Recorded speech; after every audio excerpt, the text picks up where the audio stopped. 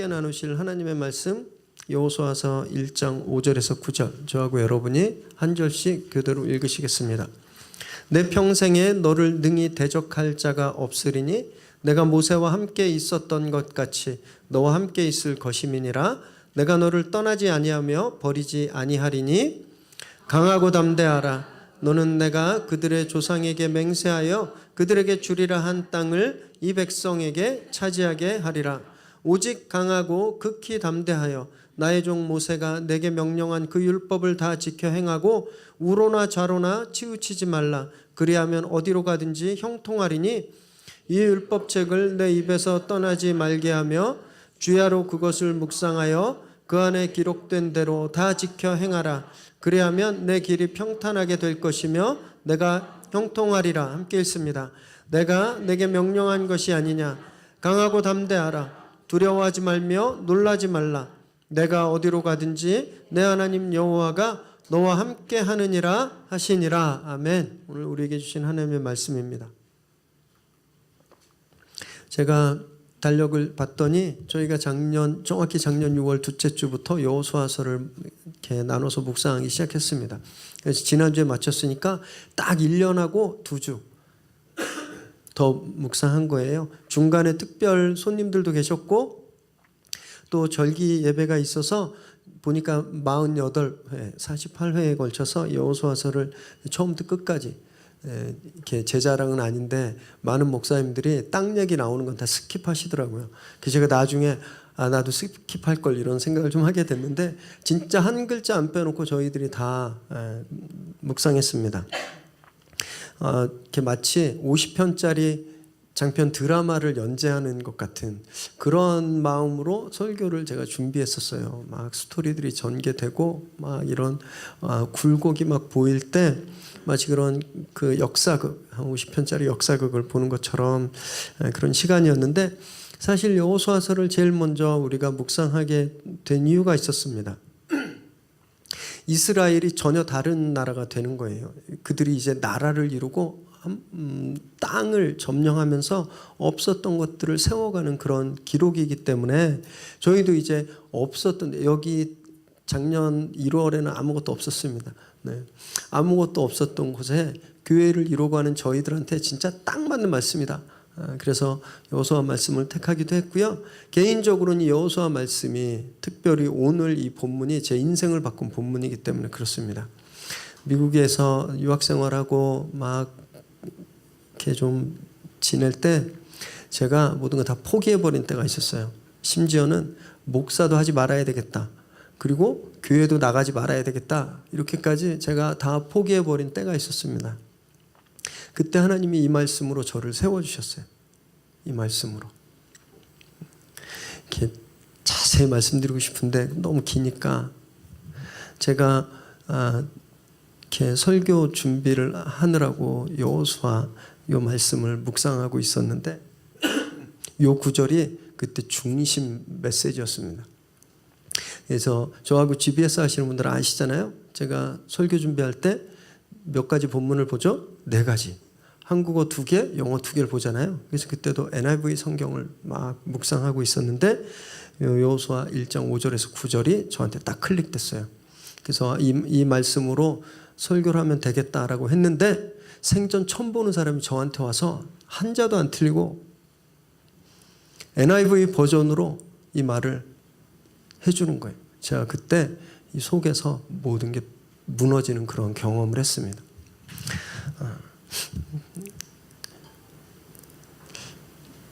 그래서 제가 영어 이름을 자슈아로, 여호수아로 바꾼 거예요.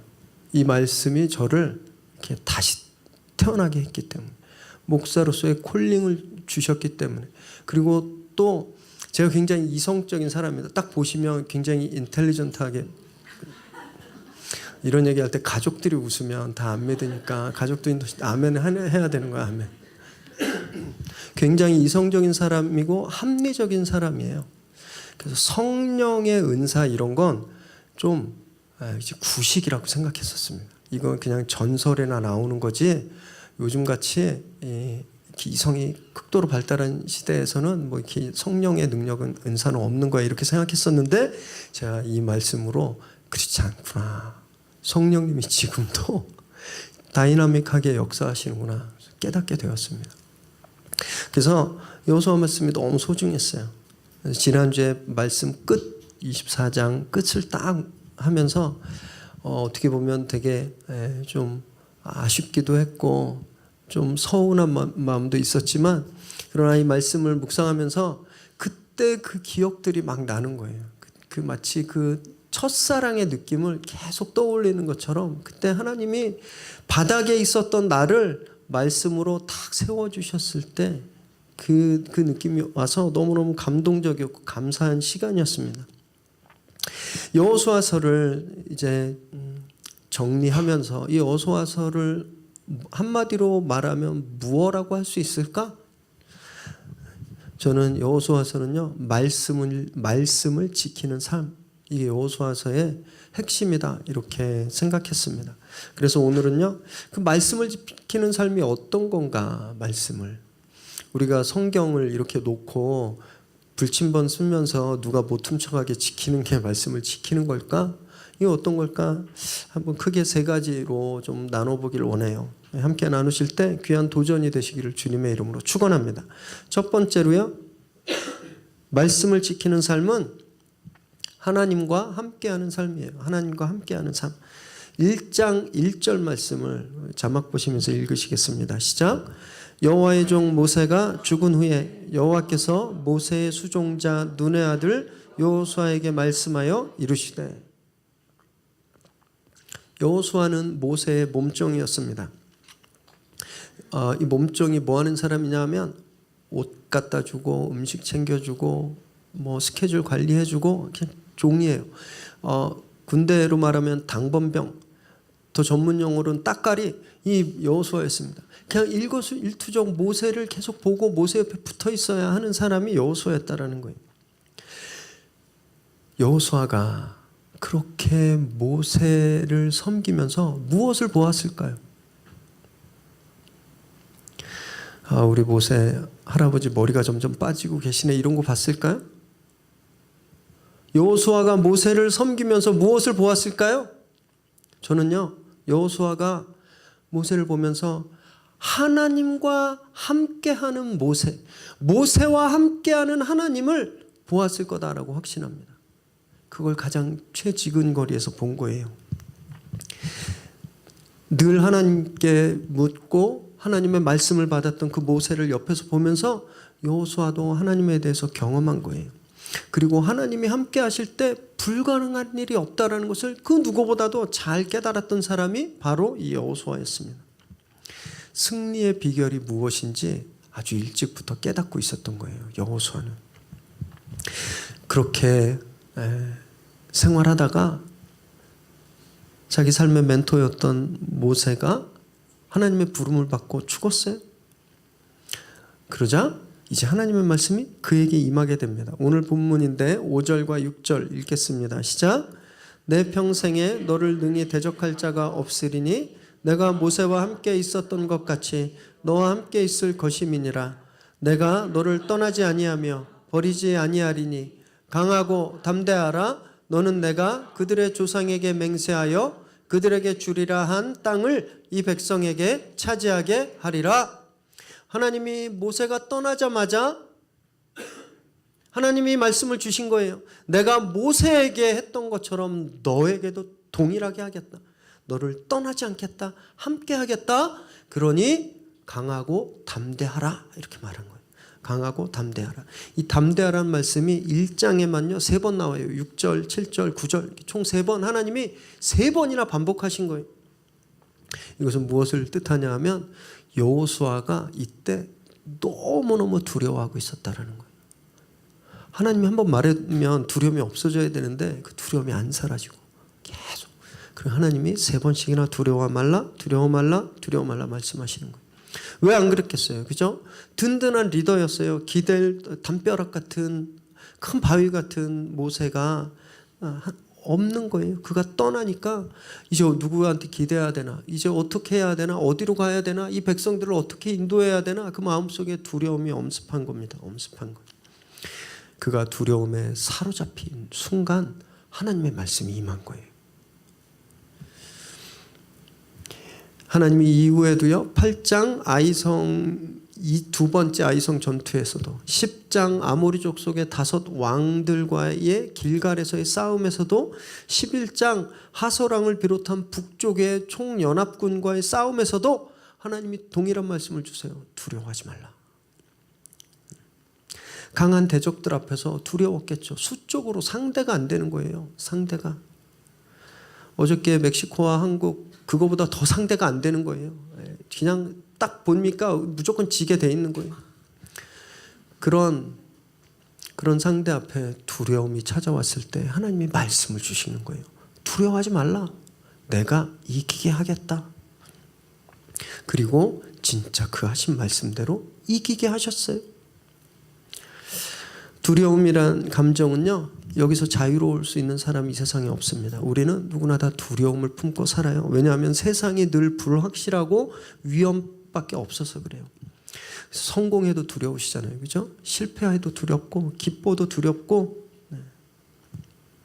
슬퍼도 두려운 거예요. 그런데 말씀이 임하면 이 지긋지긋한 두려움을 이길 수 있다라는 거예요. 여러분 여호수아서 우리 묵상할 때 보셨죠? 그 아모리와의 전쟁에서 하솔 왕과의 전쟁에서 하나님이 두려워하지 말라 딱 그랬는데 그 말씀이 임하는 순간 적군들이 다 사라졌나요? 안개처럼? 안 그랬어요. 하나도 안 변했어요. 그 상황은 그 앞에 수십만 대군이 있었어요. 하나님이 임해서 두려워 말라 내가 이기게 할 거야 라고 말씀하는 그 순간에도 상황은 하나도 변하지 않았어요. 근데 뭐가 변한 거예요? 완전히 그 마음이 변한 거예요. 이미 그 싸움은 이겨버린 거예요. 하나님이 말씀하셨기 때문에. 여러분 하나님의 말씀이 임해야 이기는 거예요. 그런데 하나님 말씀이 임하는 것이 내 앞에 있는 문제가 없어진다라고 착각하지 마세요. 아니 하나님이 말씀하셨는데 왜 이 문제가 해결이 안 될까? 하나님이 나를 축복하신다 그랬는데 왜 이 병이 낫지 않는 걸까? 여러분 그거 안 나요. 그냥 있는 거예요. 그런데 하나님 말씀이 임하면 우리가 그걸 이기게 된다라는 거예요. 그것이 말씀이 임하는 삶이라는 겁니다. 여호수아는 그렇게 하나님 말씀이 임했을 때 주저하지 않았습니다. 바로 순종했어요.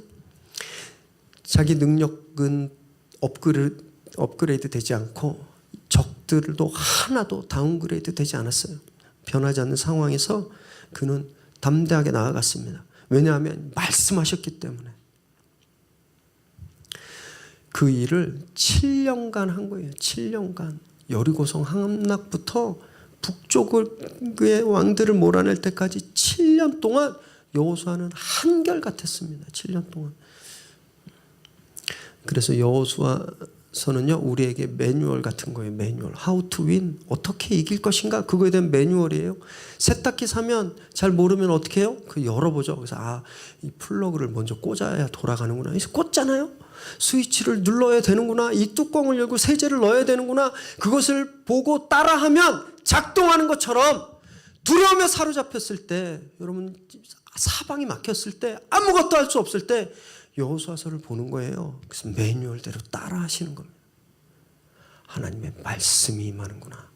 그 말씀이 임할 때 내가 순종해야 되는구나. 그것을 따라 할 때 승리가 워킹하는 거예요. 말씀이 우리와 함께 하는 것, 하나님과 함께 하는 것, 그건요 주말 부부 같은 게 아니에요. 일주일 동안 다 떨어져 있고 주말에 잠깐 만나서 해피하고 빠이 하는 그런 주말 부부가 아니라 주님과 함께 하는 건 24/7 하루 24시간 7일 내내, 즉 365일 단 한순간도 주님과 떨어져 있지 않는 삶을 주님과 함께 하는 삶이라 그러는 거거든요. 그러기 위해서는요 주님이 내 안에 들어와 계셔야 돼요. 주님이 내 안에. 주님이 내 호주머니 안에 계시면 언제 빠져나갈지 몰라요. 내 안에 계셔야 돼요. 그것은 뭐냐 하면 예수님이 내 삶의 주인이 되신다라는 거예요. 내 삶의 주인. 여호수아가 하나님을 주인 삼아서 말씀이 임하면 그대로 했던 것처럼 그렇게 주인 삼아서 말씀하시는 대로 해야 된다라는 거예요. 우리가 그런 고백을 하고 있잖아요. 주님 주님, 그럼 고백하고 있죠. 그게 술주자예요? 아니에요. 주인주자예요. 주종의 관계라는 거예요. 시키면 그대로 해야 된다라는 거예요. 그래서 말씀을 지키는 삶은 두 번째로 무조건 시키시는 대로 하는 삶 이거예요. 5장 2절과 3절 말씀 읽겠습니다. 시작. 그때 여호와께서 여호수아에게 이르시되 너는 부싯돌로 칼을 만들어 이스라엘 자손들에게 다시 할례를 행하라 하시매 여호수아가 부싯돌로 칼을 만들어 할례산에서 이스라엘 자손들에게 할례를 행하니라. 요단강을 건넜어요. 그리고 여리고성을 마주보고 여리고성과의 전쟁을 앞두고 길갈에 진영을 꾸렸습니다. 거기 진지를 구축했어요. 그러면 뭐 해야 돼요? 뭐 해야 될까요? 무기를 갈고 닦고 전투병 훈련하고 태권도도 1장부터 9장까지 다 하고 백병전도 연습하고 그래야 되잖아요. 하나님 뭐라고 명령하시냐면 너희 모든 자손들, 여기서 자손은 모든 남자들을 뜻합니다. 너희 모든 남자들은 지금 돌칼로 할례를 받아라 말씀하시고 할례를. 진짜 이해를 할 수 없는 명령이에요. 이해를. 여러분 할례가 뭔지 다 아시죠? 모르시는 분은 전능하신 네이버에 물어보시면 다 답이 나오는데 네, 그런 거예요. 3일 동안을 꼼짝도 할 수 없는 겁니다. 할례를 받으면. 근데 모든 자손이라 그랬잖아요. 그러면 전쟁해야 되는 군인들도 다 할례를 받아야 되는 거예요. 다. 지금 그 일을 적들 앞에서 행하라고 하는 거예요. 3일 동안 아무것 전투력 제로예요. 그때 가나안이 몰려오면 어떻게 되죠? 다 죽는 거예요. 다. 근데 지금 그 명령을 하시는 거예요. 그리고 생각해 보세요. 이 할례가 금방 다 끝났을까요? 제 2차 그 인구 개수 이렇게 인구 조사를 했는데 그때 개수된 사람들이 약 60만 명이었습니다. 60만 명. 그 사람들은 전투 가능한 사람들, 그러니까 싸움에 나갈 수 있는 사람만 60만 명이었어요. 그러면 최소한 남자들이 100만 정도 있었을 텐데 100만 명이 할례를 요즘처럼 잘 듣는 칼이나 가위가 아니라 돌칼로 한다고 생각해 보세요. 얼마나 걸렸을까요? 얼마나 걸렸을까요? 하루 이틀에 끝나는 일이 아니었어요. 가나안 사람들은요, 이스라엘이 요단을 건너고부터 이 사람들의 일거수일투족을 감시했어요. 얘네들이 언제 쳐들어오나 촉각을 곤두세우고 이스라엘의 상황을 계속 보고 있었어요. 그럼 그들 첩보망이 안 걸렸을까요?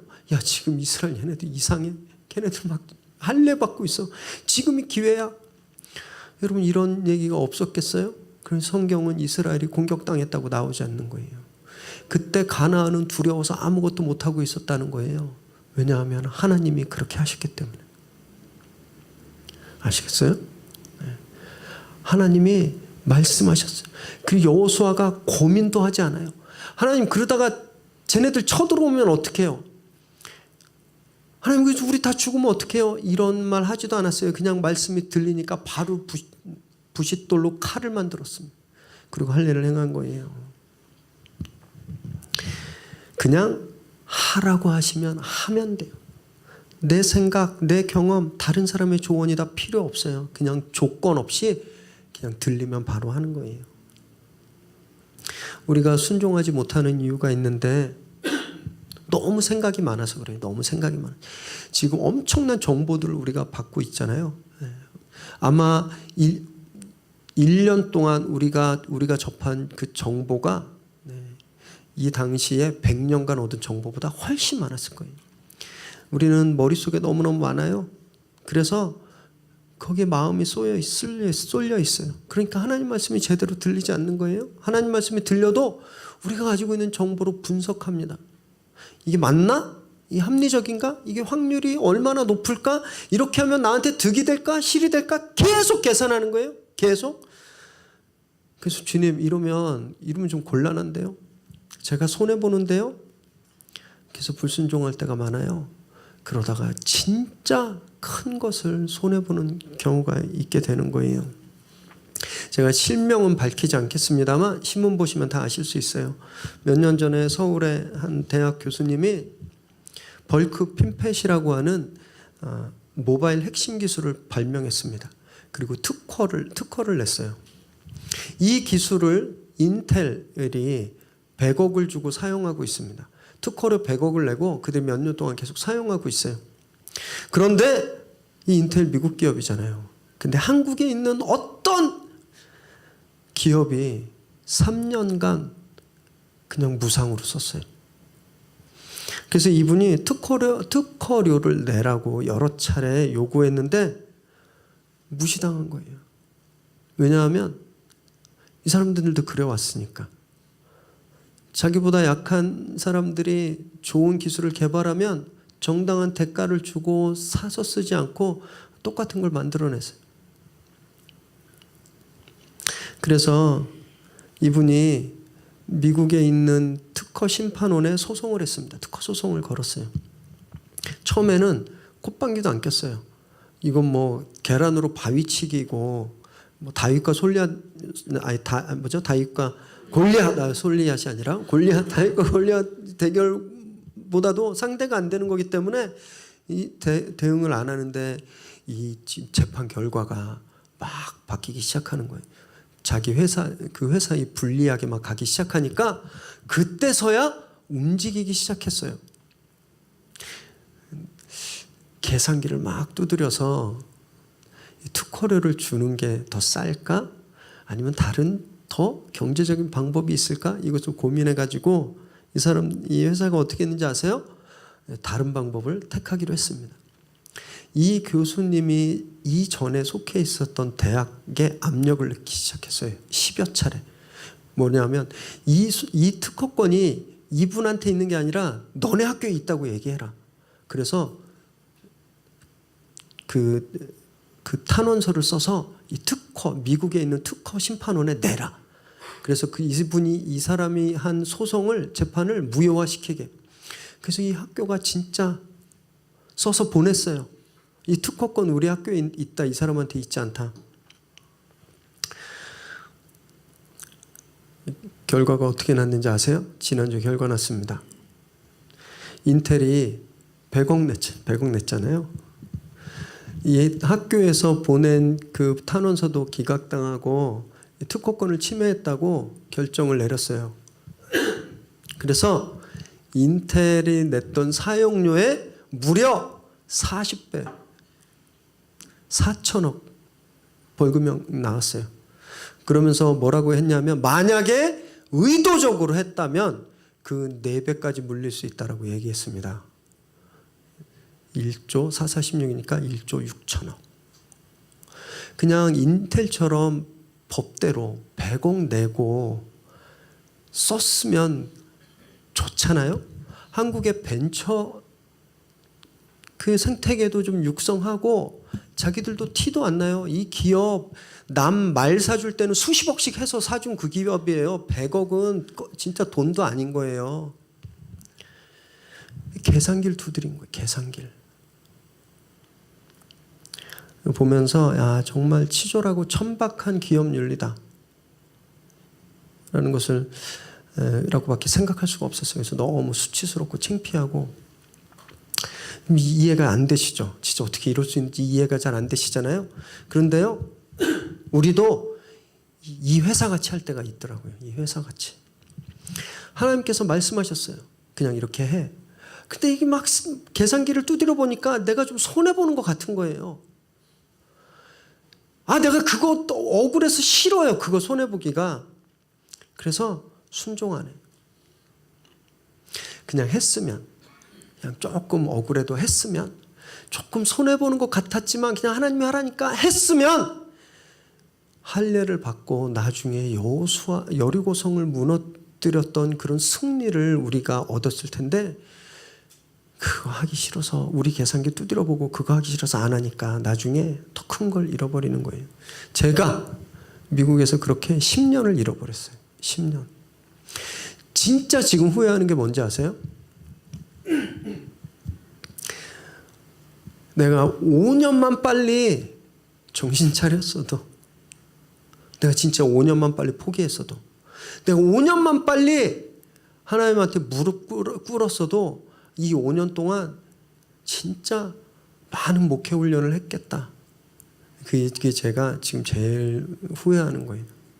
새로운 교회에 있을 때 진짜 막 반짝반짝 빛나는 젊은 어린 부목사님들 보면서 그게 제일 부러웠어요. 나는 왜 쟤네 나이 때 저러지 못했을까? 여러분, 버티면요, 불순종하면 진짜 큰 걸 잃어버려요. 정말. 여호수아는 하나님께서 말씀하실 때 즉시 움직였어요. 6장에도 보면 여리고성을 공격하는데 7일간 침묵으로 돌으라고 할 때, 하나님, 그게 무슨 싸움이에요. 전쟁은 일단 돌부터 던지고 해야 되는 거 아니에요? 이런 말 안 했어요. 그냥 돌라고 하니까 침묵으로 돌았습니다. 10장에 아모리 연합군과 싸울 때도요, 하나님이 내가 이기게 하겠다 그러니까 그 듣자마자 달려 들어갔어요. 그냥 돌진했어요. 11장에 북부 연합군과 싸움에서도 하나님이 두려워하지 마, 내가 이기게 할 거야, 그 말씀을 듣자마자 그냥 돌격해 들어갔어요. 이것저것 재지도 않고 작전 짜지도 않고 그냥 돌격했어요. 그래서 성경은요, 여호수아에 대해서 이야기할 때 그가 순종하지 않은 게 하나도 없었다 이렇게 말하고 있는데, 11장 15절 읽겠습니다. 시작. 여호와께서 그의 종 모세에게 명령하신 것을 모세는 여호수아에게 명령하였고 여호수아는 그대로 행하여 여호와께서 모세에게 명하신 모든 것을 하나도 행하지 아니한 것이 없었더라. 하나도 안 한 것이 없었다라는 거예요. 이건 정말 엄청난 것, 엄청난. 우리 형제님들, 아내가 시키는 거 하나도 안 빼고 다 해보신 적 있으세요? 제가 존경해 드릴게요. 네. 우리 애들도 그래요. 애들도 엄마 아빠가 시키는 거 다 못해요. 여호수아는 심지어 하나님이 시키시는 것 다 했다라는 거예요. 그래서 여호수아가 가나안의 중부, 남부, 북부를 다 점령할 수 있었던 이유입니다. 여러분, 바로 그게 비결이에요. 하나님 말씀 드릴 때 즉시 순종하면 엄청난 승리를 우리가 경험하게 되는 거예요. 그래서 이제 하나님께서 말씀하시면 아무 말 마시고 무조건 순종하시기 바랍니다. 무조건 순종하시기 바랍니다. 네, 그래야 위대한 승리를 얻게 되는 거예요. 세 번째로 말씀을 지키는 삶, 이건요, 하나님을 기억하는 삶이에요. 하나님을 기억하는 삶. 4장 20절에서 22절까지 함께 읽습니다. 시작. 여호수아가 요단에서 가져온 그 12돌을 길갈에 세우고 이스라엘 자손들에게 말하여 이르되 후일에 너희의 자손들이 그들의 아버지에게 묻기를 이 돌들은 무슨 뜻이니까 하거든 너희는 너희의 자손들에게 알게 하여 이르기를 이스라엘이 마른 땅을 밟고 이 요단을 건넜음이라. 이스라엘이 요단강을 건널 때 다리를 놓거나 배를 만들거나 뗏목을 만들지 않았습니다.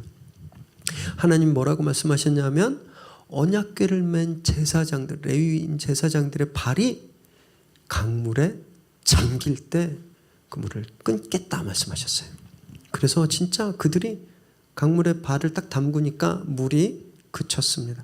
그리고 그 강바닥을 찐득찐득한 그 강바닥을 완전 마른 땅으로 만드셨어요. 그리고 하나님 명령하셨습니다. 12지파에서 한 명씩 뽑아서 그 제사장들이 서 있는 그 강바닥에서 돌을 12개를 들고 나와라. 그리고 그 돌을 길갈의 기념비가 되게 하셨어요. 이스라엘이 이 강을 말린 사건, 이 위대한 사건을 기억하기 위해서, 하나님께서 이렇게 위대한 일을 행하셨다는 것을 영원히 기억하게 하기 위해서 하나님이 그 돌을 취해서 마뉴멘트로 만들어 놓으신 거예요. 보면요, 이 기념비는 하나님을 위해서 만들어진 게 아니에요. 하나님은 이런 기념물 따위가 필요하신 분이 아닙니다. 어디에나 계신 분이시고 어느 시간에나 계신 분이시기 때문에 기념비가 하나님께 아무 소용이 없는 거예요. 이 기념비는 사람들을 위한 겁니다. 사람들을 위한 거. 이런 말이 있어요. Out of sight, out of mind. 눈에서 멀어지면 그냥 마음에서도 멀어지는 거예요. 이게 우리라는 거예요. 우리가 그렇게 연약해요. 안 보이면 잊어버려요. 그럼 마음이 떠나게 되는 거거든요. 그래서 우리를 위해서, 그렇게 연약한 우리를 위해서 하나님이 이런 기념물을 만들어 주신 거예요. 그 돌을 보면서, 그 기념비를 보면서 하나님을 기억하게 하기 위해서, 하나님, 아빠 저거 뭐예요? 그럼 이거 저거 있잖아. 우리 조상들이 요단강을 건널 때 하나님이 저 강을 완전히 말리셨어. 그 길로 걸었단다.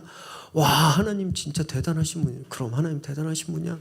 이렇게 하나님을 기억하게 하기 위해서 그 기념비를 세웠다라는 거예요. 그래서 교회에 십자가가 있는 거죠. 십자가. 저게 그냥 데코로 만들어 놓은 게 아니에요. 저거 보면서 참 감각 있네 이런 생각하라고 만들어 놓은 게 아니라 저걸 보면서 누구를 기억하라고 만들어 놓은 거예요. 누구를. 우리 잠깐만 긴장 풀어도 세상으로 많이 가 있잖아요. 2주만 교회 예배 안 빠지고 교회 안 나와도 이 마음이 영혼이 무감각해지는 것을 느끼시잖아요. 그럴 때 십자가를 보는 거예요. 십자가를 보면서 예수님, 나를 위해 죽으신 예수님, 그래서 그분을 기억하라고 십자가가 있는 거예요. 그래서 편해지려고 하고 높아지려고 할 때 십자가를 보고 그걸 기억하는 거예요. 예수님의 희생과 그분의 죽으심과 그분의 겸손, 권리 포기를 기억하라고 저 십자가가 있는 거예요. 동네마다 상가마다 교회가 있는 이유는 바로 그걸 기억시키기 위해서 있는 거예요.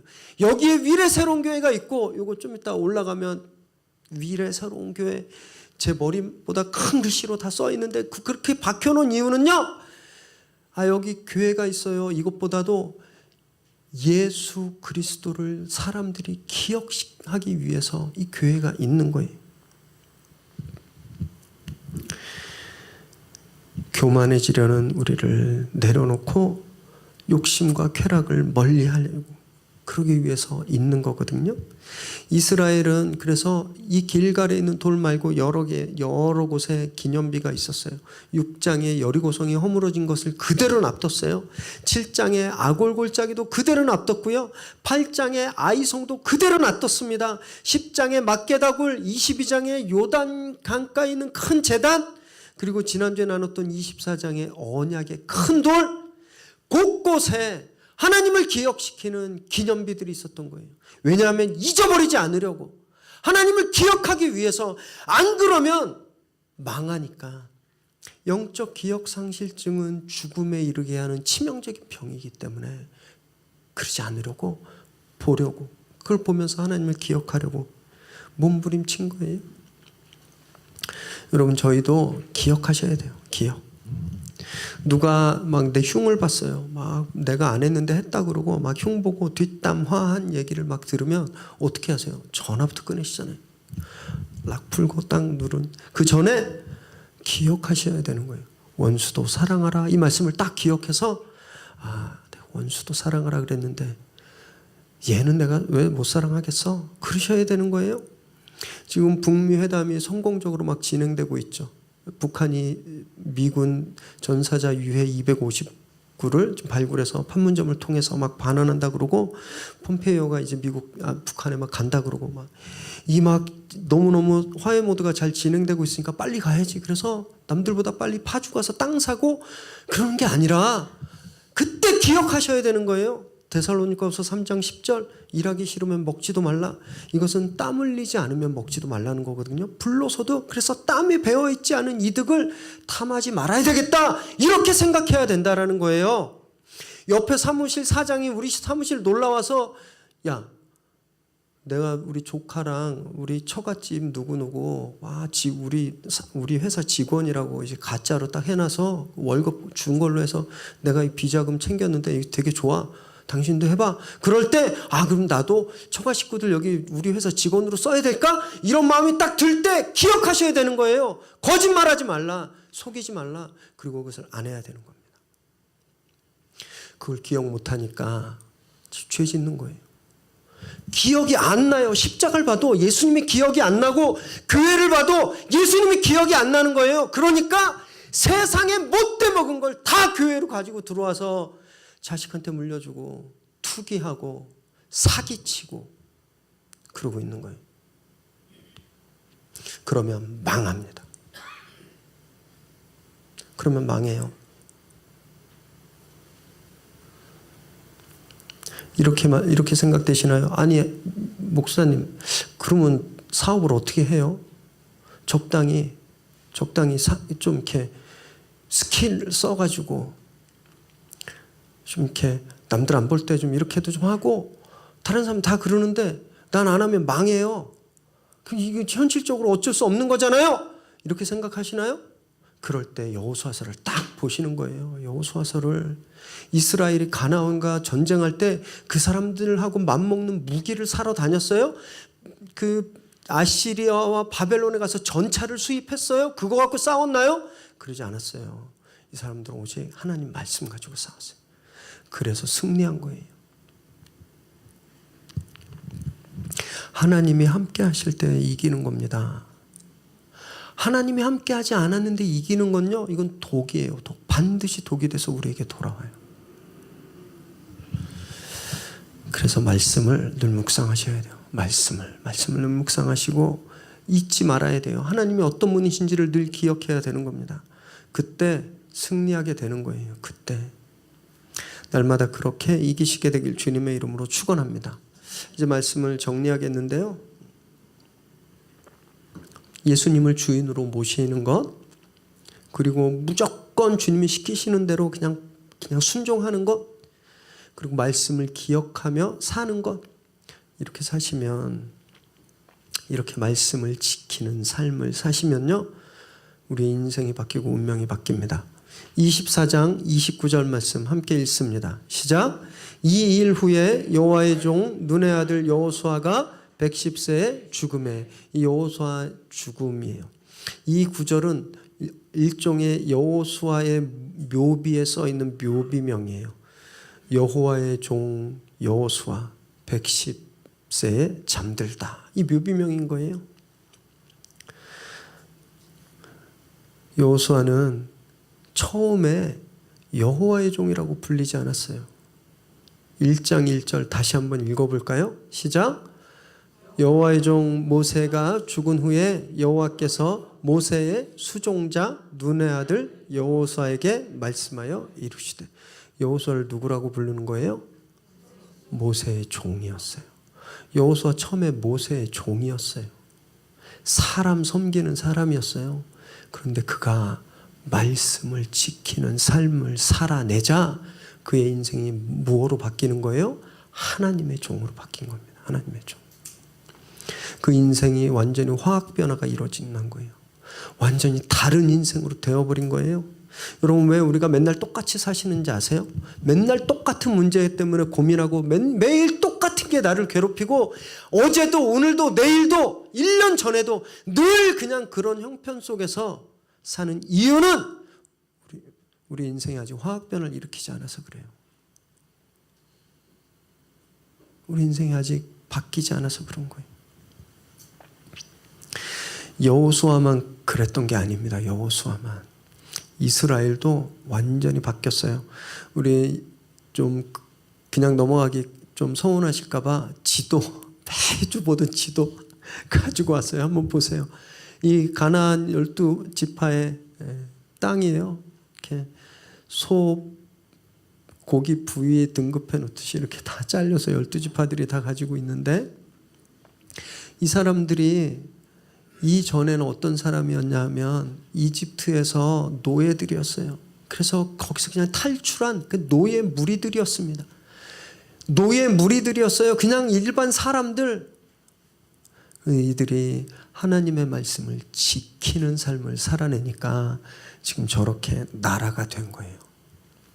피플이 네이션이 돼버렸어요. 아시겠어요?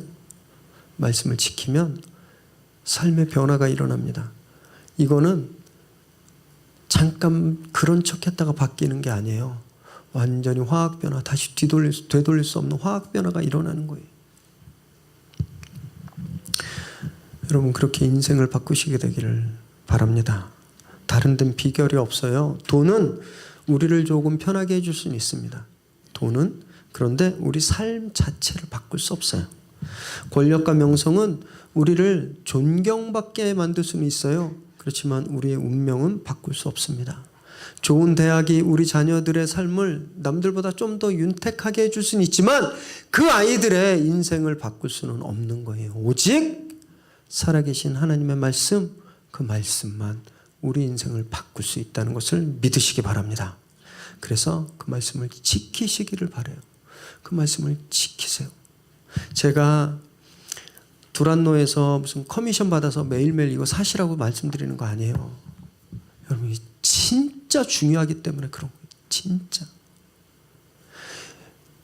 아침에 일을 시작하기 전에 매일매일 큐티하는 인생과 그렇지 않은 인생은 너무너무 다른 거예요. 너무너무 달라요. 아까워하지 마세요. 계산기 두드리지 마세요. 계산기 두드려도 별로 값어치도 없어요. 3,000원. 정가가 한 3,500원인데 저희 그래도 싸게 드리잖아요. 계산기 두드리지 마세요. 네. 그냥 순종하십시오. 그리고 말씀을 날마다 묵상하세요. 그러면 보게 되는 거예요. 이전에는 상상도 할 수 없는 일들을 경험하게 되는 거예요. 여러분 그것이 축복이고 그것이 여호수아서가 우리에게 계속 말씀하고 있는 겁니다. 말씀을 지키시고 그래서 인생이 바뀌고 운명이 바뀌는 저 여러분 되시기를 주님의 이름으로 축원합니다. 함께 기도하겠습니다.